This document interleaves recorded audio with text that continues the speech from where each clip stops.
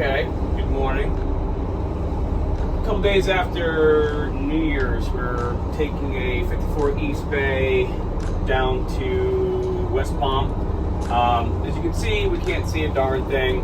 Can't see literally through the bow of the boat. Pea soup fog. Hopefully it's going to lift shortly. We're supposed to leave around 7:30. It's 8:20 right now. We just pulled off the dock. A couple issues. I've got only, I think, one leg of power working, so that's not great. So like my refrigerators and microwave and outlets, which we really need for all of our electronics, isn't working. So we're leaving Ross Marine now.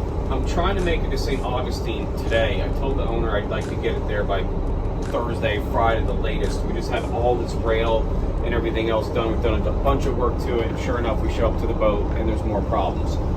So this is why I don't get upset, because everything was working fine yesterday apparently. So no refrigeration, no outlets, no microwaves, so I've got to source that. I've got some things running, some of the air conditioners, so I'm assuming like I'm missing a leg of some sort. I can only go bare steerage right now through here because, like I said, I can't see anything. I can actually see some houses over here where a minute ago I couldn't see anything, so hopefully further down we go is going to clear up a little bit. I've got to maintain a speed of around 23 to 24 knots to make it to St. Augustine in about 8.5 hours. I'd like to get into ports in the daylight. I mean, there are always times that I have to run in at night. It's not that big of a deal, especially if I've done it before.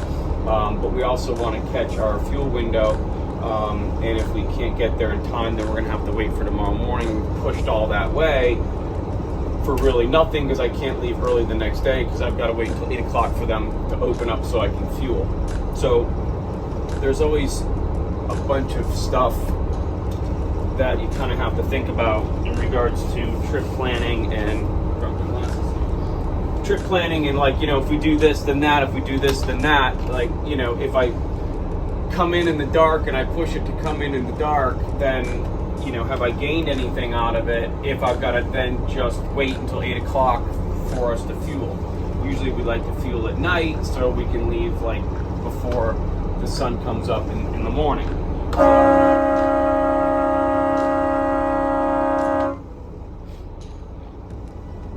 That foggy out where I'm actually using my horns. I don't know who's out here. There's not much traffic on the radio, but anyway.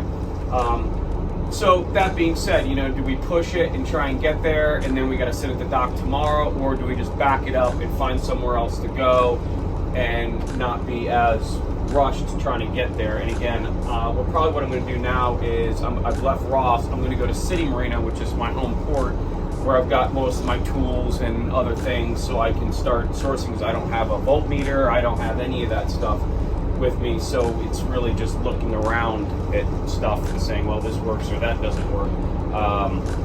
So that's what we're going to do. So hopefully I can figure it out pretty quick and then get on with it. Maybe end up in Savannah tonight. I'm not quite sure. All depends on what we find out with the electrical and as well as the fog clearing. So that's it for now. We're heading to City Marina. We'll check back later. Okay, so we just left City Marina. It's now 10:10. We made it off the dock. I figured out what our problem was. Heath came down, also helped me out. He brought down a voltmeter and stuff like that from Captain's Choice. So was nice of him. It was basically the inverter. So all it forward over to the left-hand side. I figured it was something easy. I went down and basically just reset the thing, and then it worked. So in my haste of trying to get off, I just wanted to kind of get to a better location and figured I'd source it. I didn't think it would be that big of a deal, and it turned out that it wasn't. We're still in really dense fog. I can't see much of anything. I took a cool picture. I don't know if you can't see it anymore, but Crown Cruise was in, and the Ravenel Bridge was behind it. It was a really cool shot. I will post it as a still. I don't think you can see it, but so we're heading up to Fort Sumner right now. I've gone through and I've amended my game plan in terms of what we're going to do in terms of running the trip. I haven't run this boat. It hasn't run in a long time. So instead of trying to just cram it out and get down to Florida, I'm going to play it safe. And what I'm going to do is we're going to run to St. Simon Island and go to Morningstar. It's a little marina up in there. And if you guys know anything about that, that's where the Ro-Ro carrier rolled over a couple years ago, and it took 2 years for that to get out. Something Ace, I forget which one it was. I actually took pictures of that, and I think I posted some videos on the page a long time ago. We came in for fuel, and we had the big crane, and they had the big crane, and they were hoisting sections out. They finally got that done and out. So that's gonna be our game plan now. Is we're gonna go to St. Simon Island, and then probably from there, we'll do a wash down of the boat, get everything clean, just do engine checks, which we do anyway on a normal basis. But nice, easy run. Should be nice offshore once this fog clears. And then I'm thinking maybe Canaveral, and then Canaveral will set us up for a decent run on Thursday, whatever day it is, for a Thursday to get down to West Palm.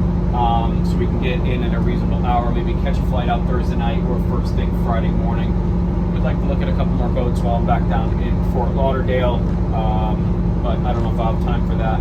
But anyways, that's our plan. Everything seems to be working now. I think my spot works. It's been fritzy. When we went to Eleuthera last week, it pinged a couple of times coming out of West Palm, and I didn't get anything until I reset it when we got over to Eleuthera.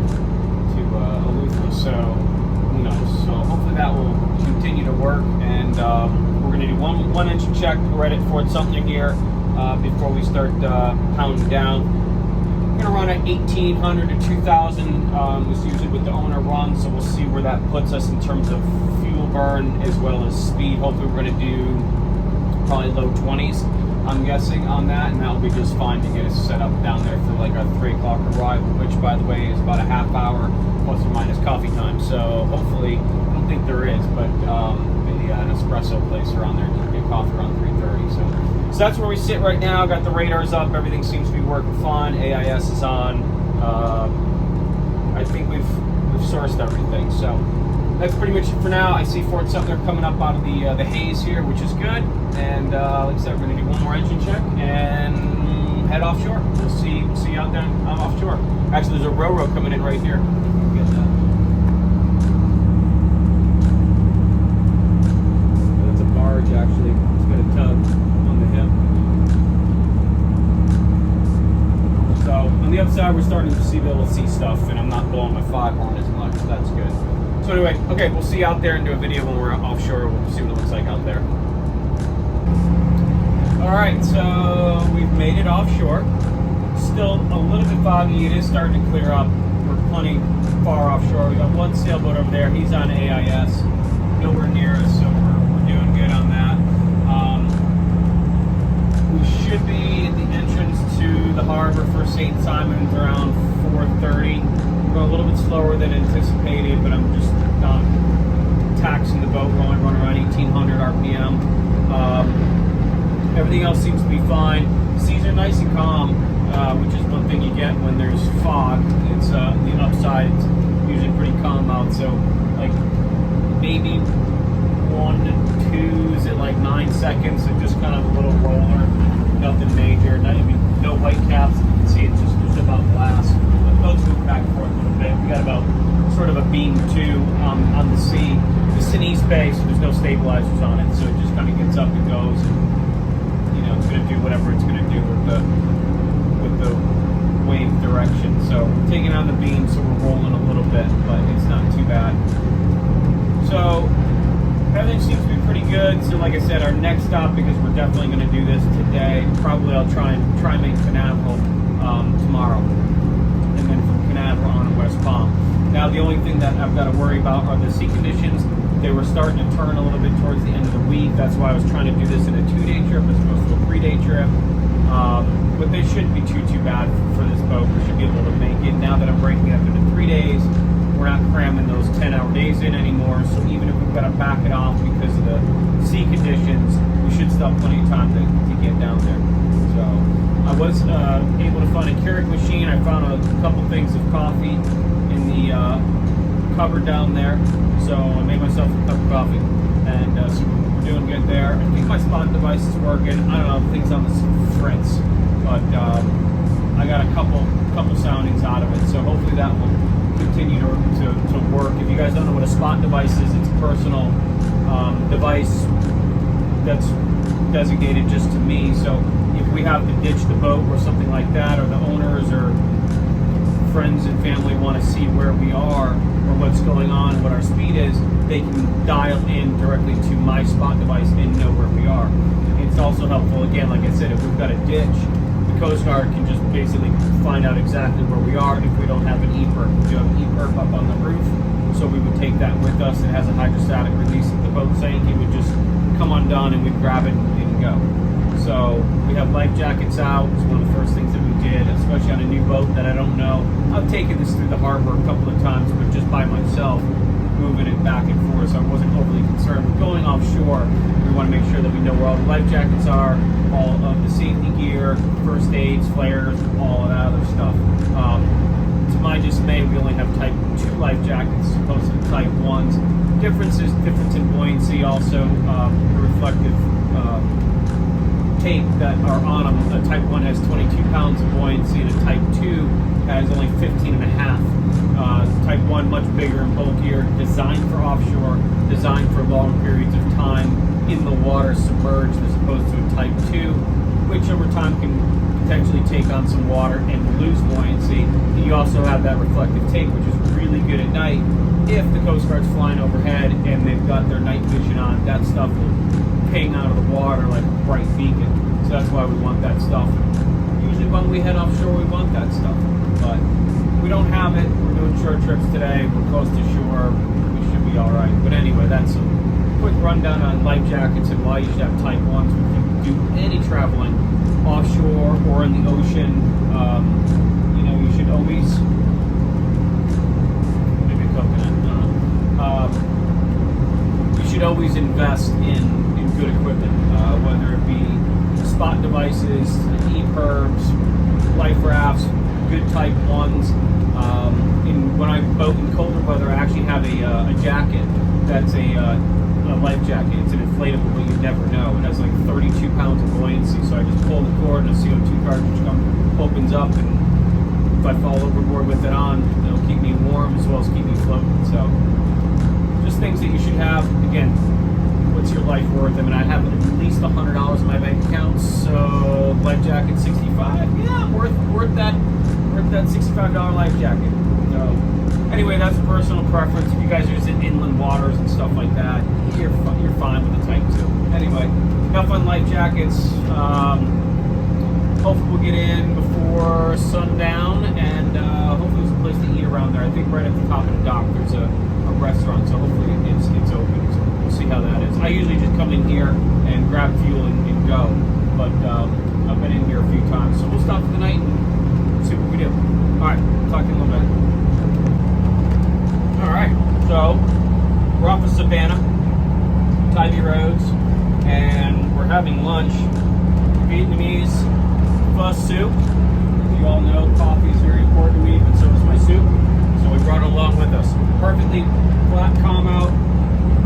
Nice. So we're gonna have this soup, nice and spicy. And you can see off in the distance here, the fog's cleared a little bit, so we can see where all of the container ships are. We've got a little reef over on our right-hand side, and I've got. You get all these on the radar. You can see what we're going through here on the radar. All of these are going to go run right through all of those ships. They're in my way. They're at anchor, but they're in my way. So that's just kind of the course line that we're running. So I deviated from our course, which is our purple line here. I have a collision course with Costco Camel, but he's at anchor and I'm far away from it. I'm just jogging around this, which is right there. You can actually see the yellow mark today. So that's just a little reef, another barge or something like that right here. And we're gonna get past all this stuff, have lunch, and then our next big thing will be coming into in a port. So see all these container ships floating out here, waiting to get into harbor.